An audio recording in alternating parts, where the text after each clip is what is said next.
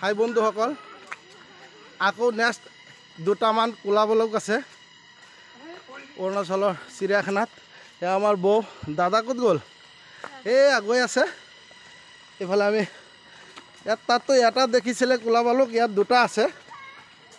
ইয়াত নাচি আছে।